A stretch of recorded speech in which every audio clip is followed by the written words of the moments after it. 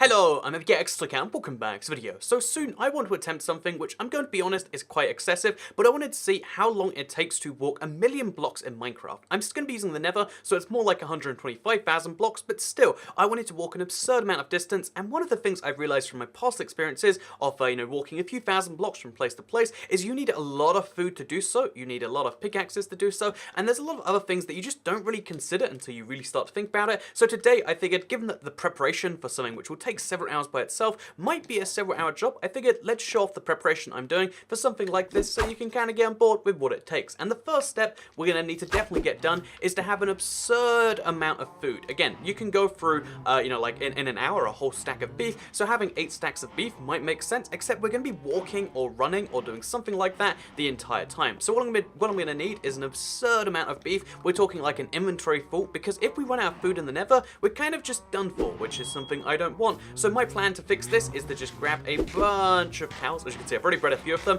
but I'm just going to breed this area until it's absolutely filled with cows to the brim, and then I'm going to, slay cows, breed them, so on and so forth, until I have a bunch of, beef ready for myself. So I've got enough food to really last me for as long as I need in the Let's Play world, but also so that I'm covered for this nether run.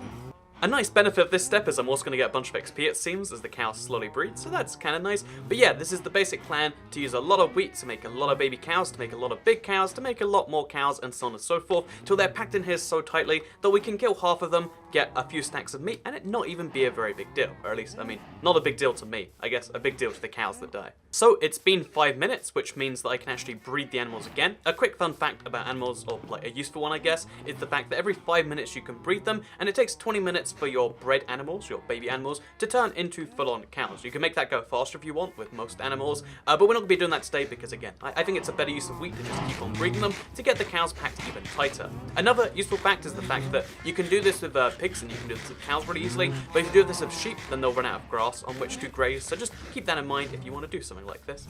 Also, you get XP every time you breed, which usually is pretty negligible, but if you have a huge farm like this, or even this is quite medium-sized, I guess, but it adds up pretty fast.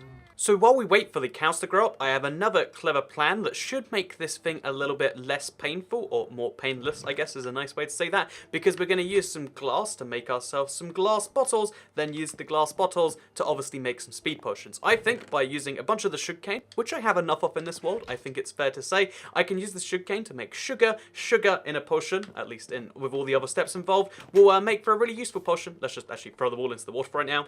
We'll make sure we get them within 5 minutes before they despawn. But yeah, we're just going to make a bunch of water bottles, and then we're going to turn these into speed potions. I want to have an entire shulker box full of these potions, and the easiest way to do that is to just have a mass setup going on right here, where we throw in water bottles into one, brewing stand, then throw the finished potions into this one. We're just going to do that non-stop till we've used up all of these 36 bottles, and we might need to make a dedicated chest for those, so I'll do that now.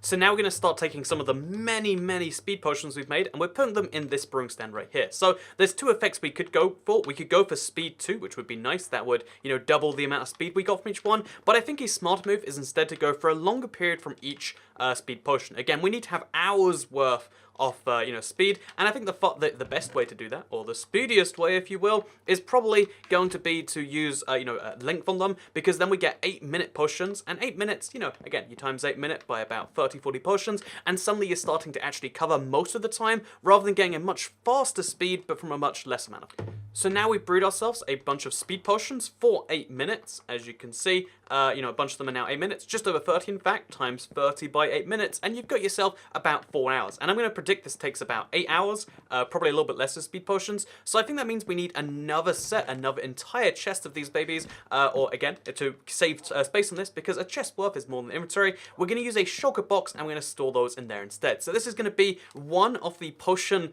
shulker boxes, but if we use a shulker box for a major category, because, we also need to breed some more cows to get that serious beef stuff going, we're going to need multiple shulker boxes. So first of all, let's breed the cows.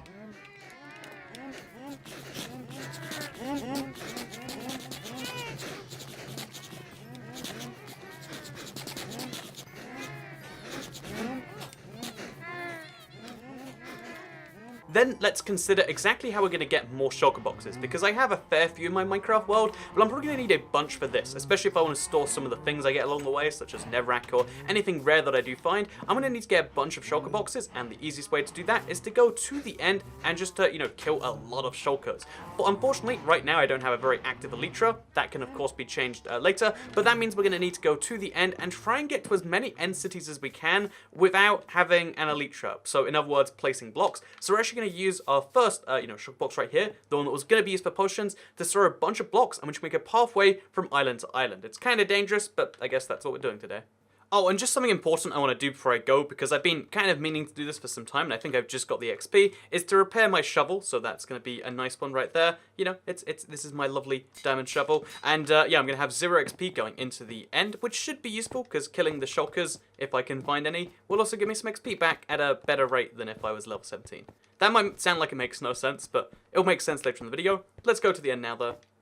So a quick recommendation, this is going to come in handy later, is to get a couple of water buckets, because again, just having water in the nether is surprisingly useful. Also, what we're going to do is we're going to grab even more cobblestone from this chest that we just have here, just so we have enough, definitely have enough to get where we want to go. So that's easy. Now let's go through the end portal and start to deal with this. I always forget just how beautiful the water in the nether can be until I place some, and I'm like, oh yeah, that's some solid stuff. So notice how we have a 2x2 water source here, objectively best way to do it, unlike those 1x3 heathens. But yeah, you want to have some water just kind of pouring into the end, because it's in the end portals, I guess, the portals, because it allows you much easily to just, flow into there. So just like this, you're going to see how if I remove this and make it properly flow, we'll now be able to swim in here and then go through just like this into the thing, and boom, now we've got a consistent way in and out of that.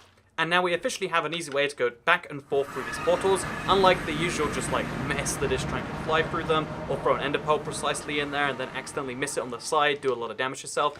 Just because we don't have the elytra today, we're going to make things a bit easier for ourselves and just use swimming both ways, just like this. So again, it's kind of tricky to swim reverse and spin it around, but yeah, we've got an easy way in and out, it's pretty handy. And now we start the kind of weird slog in whichever direction we want, I guess probably and towards the more negative direction, so this way, which is going to make a huge pathway going forwards from netherrack, and then we'll see where it takes us. Oh, I actually forgot, I took a second shulker box with me that is entirely filled with netherrack, so that makes my job even easier. I just got to keep placing like this, and then we'll see where we go. A brave new world all the way over there. Gonna take some time, I imagine, so let's skip forwards about 20 minutes. So I've gone pretty much as far as my netherrack can take me. That's just under 2,000 blocks, in case you're curious, in about half an hour. And apparently we looked at an enderman at one point. And it's taken me to another one of these end portals, so this is a handy way out that I'm gonna get prepared here just in case, because it makes life easier to come back to the end. But yeah, I did find one end city along the way. I was hoping we could maybe find a second one if we kept going, but it seems as though that's not happening. Unless maybe, just in the distance there, we can... No, there's not a second one. So we're going to go back to the first one now. So I've made this nice little zigzag path with the last of the netherrack. I didn't realize just how much netherrack I'd need to properly search the end on foot, but it's handy because we're about to go through the nether for 125,000 blocks, which means we should have opportunities to get plenty more of this if we can find an end city like we have just over here. So this is one of the smaller varieties you can find. I don't think we'll find many shulkers from this, but it should be enough to get at least a few shulker boxes, and that's all that counts. We just need to kill every shulker in there, because again, the thing as a whole isn't very impressive, but it might contain some goodies. So let's kill all the shulkers. You always forget till you're actually here fighting the shulkers, but shulkers are one of the most annoying mobs to fight in Minecraft sometimes, because when they hit you with the levitation, it's like a serious potential danger that usually isn't dangerous, but just sometimes can be. But yeah, we killed both of them. No shulker shells just yet, sadly. Okay, so the entirety of the end city, as far as I've seen it, has given me 3 shulker shells, which is, I mean, it's pretty depressing. I want to believe there's more, but I mean, I can physically see there isn't. Which again, I mean, that's kind of sad, but that's just the truth about end cities. Sometimes you get huge ones, sometimes you get 3 from 1. But that should be enough to give us 1.5 shulker boxes, because I do have half a shulker shell lying around. So it'll increase the number of, things we can take with us significantly, if nothing else. So that's nice. There's something kind of funny about watching an enderman try and walk along this kind of thing, because again, they walk through the center of it. Yeah, having a diagonal pathway like this, it's really nerve-wracking to walk across sometimes, but seeing enderman walk makes it all worthwhile.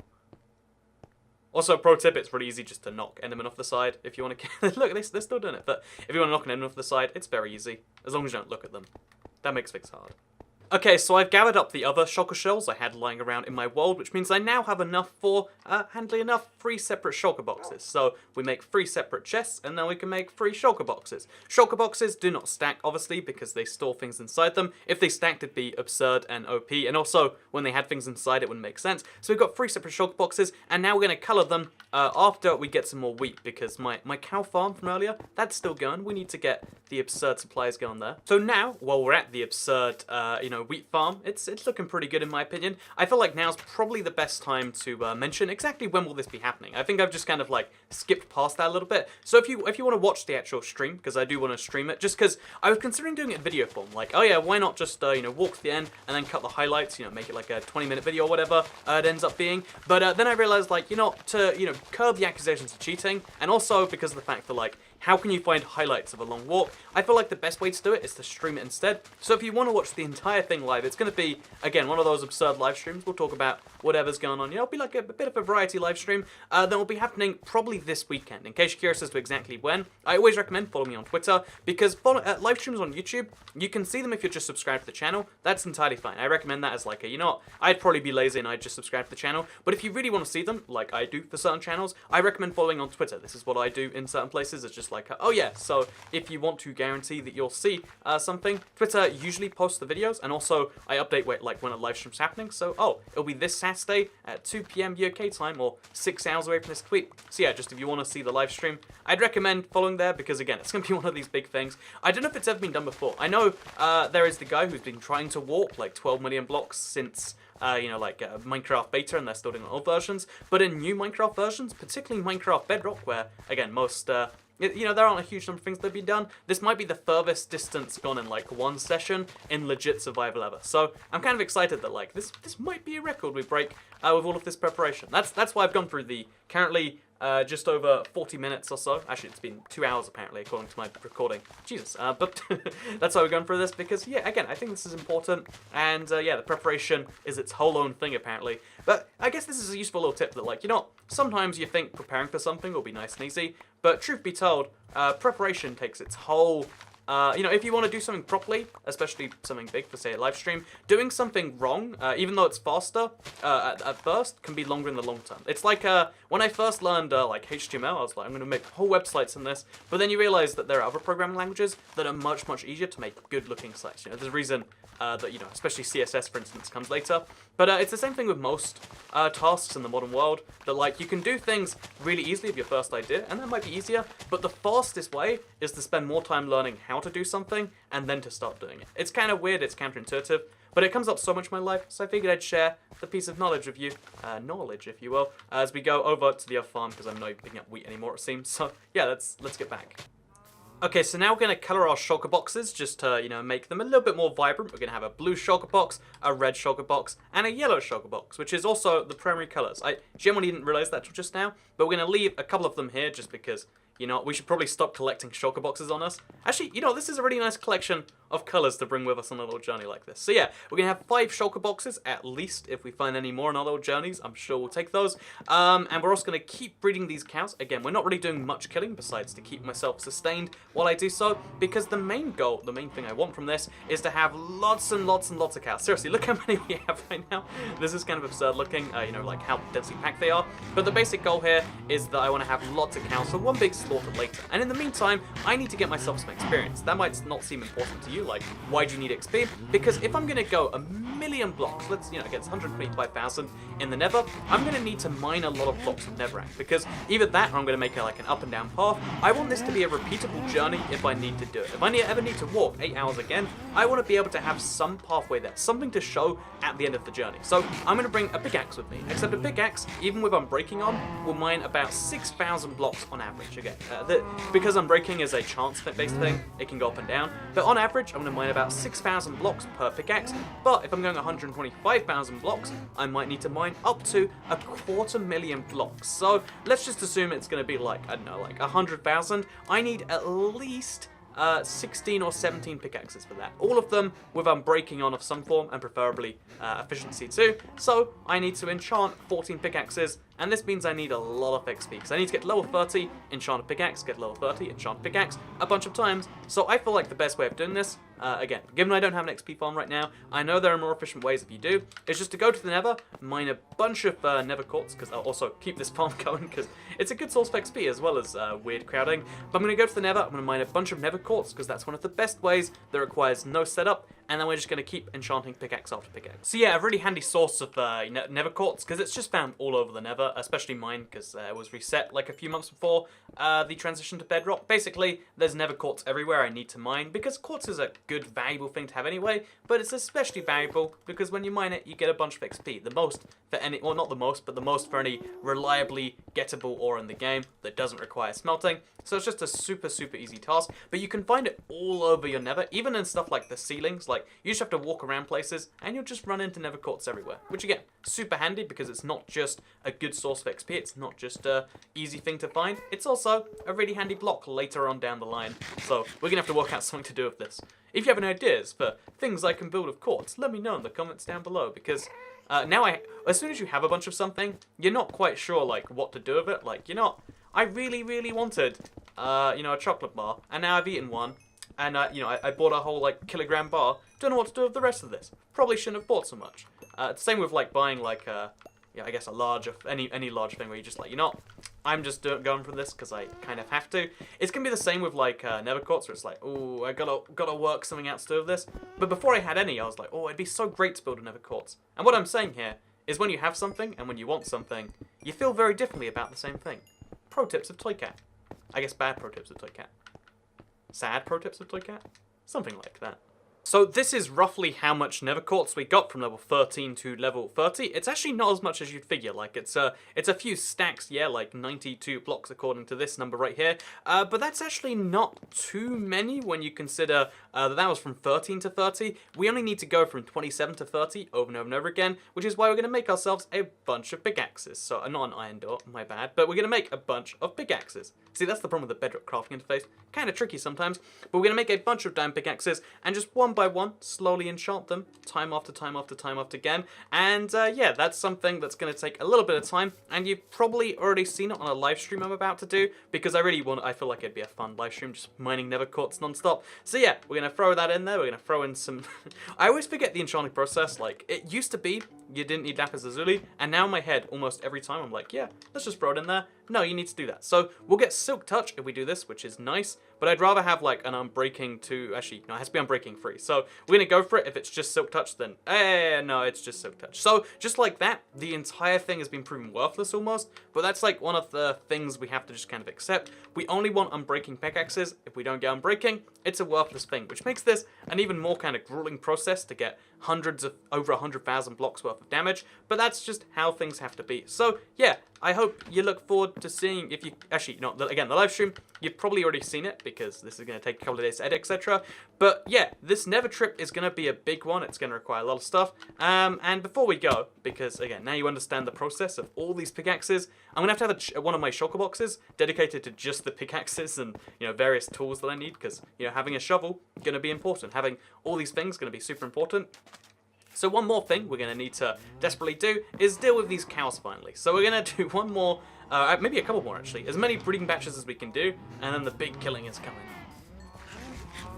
And of course, in the meantime, while we wait for all this cow breeding to just kind of happen and for the babies to grow, etc., there's one other thing we also need to kind of do. Again, this is going to be a little bit grueling, but we need to throw our, take out our steak from the thing, and we're going to cook some sand into some glass so we can make even more potions. Even though I have this many potions all of 8 minutes, it's still not enough to cover me for the entire journey. And I'd like to be covered for the entire journey, so we're going to make a whole bunch more potions, 27 more to be precise, and we're going to make those as well. So we're going to have like 2 of these dedicated just to potions. I guess we need to, make a second one for that. And then we need to have a pickaxe chest, and then a couple of netherrack ones, and then whatever else we need to grab. Because again, food, we need a lot of food. Maybe half an inventory full. We need more than half an inventory full of pickaxes. We need multiple inventories full of these potions. And bringing it all together right now, it's kind of satisfying to watch. So yeah, we're going to do both these things and then get back together at the final end for the big slaughter that I'm kind of looking forward to. Maybe that makes me a monster, but like, again, look how many cows we have here. It'll be fun to go through there with a pickaxe, with a sword, in my opinion. Oh, we might be able to enchant some pickaxes just from the free XP from breeding, it seems. Seriously dragging down the performance of the game, and that when you bring out the wheat, you just see a lot of faces blurring into each other. We're going to do one last breeding run, so we can get the maximum value from this whole thing, and then we're going to do the big killing run so we can get all of the beef we're going to need. Again, the goal here is to have at least 3 or 4 stacks. You know, again, 8 stacks is the number I have in my head.